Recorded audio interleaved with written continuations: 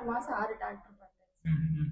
அவங்க எம்ஆர்ஐ பார்த்து இப்போ லாஸ்ட்டாக கோயம்புத்தூர்லேயே இன்னொரு டாக்டர் பார்த்தோம். அந்த எம்ஆர்ஐயில் டிஸ்பல்ஸ்ன்னு சொல்லி அதுக்கு அவங்க வந்து ஸ்டீராய்டு மருந்து எல்லாம் கொடுத்தாங்க. அதுக்கு 1 லேக் பக்கமாக வாங்கிட்டு திரும்ப போய் 2 மாசம் பெட் ரெஸ்ட்ல இருங்க, உங்களுக்கு சரியாயிடும். அப்படி இல்லாட்டி வந்து ஓப்பன் சர்ஜரி தான் பண்ணணும்னு சொன்னாங்க. நாங்கள் அதே ஃபாலோ பண்ணிட்டு வெயிட்லாம் போட சொல்லிட்டு பெட் ரெஸ்டாக இருந்த போய் 2 மாசம் சுத்தமாக நடக்கவே முடியல.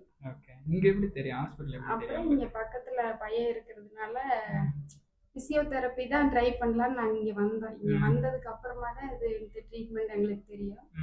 இது பண்ணதுக்கு அப்புறம் பரவாயில்ல, இம்ப்ரூவ் ஆகிட்டு எல்லாருமே ஆச்சரியப்படுற மாதிரி, யாருமே நடக்கவே நீ முடியாது, நீ அவ்வளவுதான் பெட்டோடுன்னு சொன்னவங்களாம் ஆச்சரியப்படுற அளவுக்கு கம்பேக் மறுபடியும் பரவாயில்ல, நல்லா இருந்துச்சு. எல்லா வேலையுமே எப்போ நான் இதுக்கு வர்றதுக்கு முன்னாடி நான் எப்படி இருந்தனோ அதே போல வேலை செய்ய ஆரம்பிச்சிட்டேன். அப்படியே விட்டுறாதீங்க, முடிஞ்சதுன்னா 1 மந்த் ஒன்ஸாவது உள்ள வந்துட்டு போயிருங்க. மாசத்துக்கு ஒரு டைம் வந்து பார்த்துட்டு உடம்பு எப்படி இருக்குன்னு செக் பண்ணிட்டு போயிருங்க. நம்ம ஃபைனல் ஸ்டேஜ்ல இருந்து நம்ம இப்போ மீண்டு வந்திருக்கோம். அதனால இது நல்லா இருச்சோம் அப்படின்னு சொல்லிட்டு நீங்க அசால்ட்டா விட்டுறக்கூடாது. நல்லா இருந்துச்சு, எந்த பிரச்சனையும் இல்லை.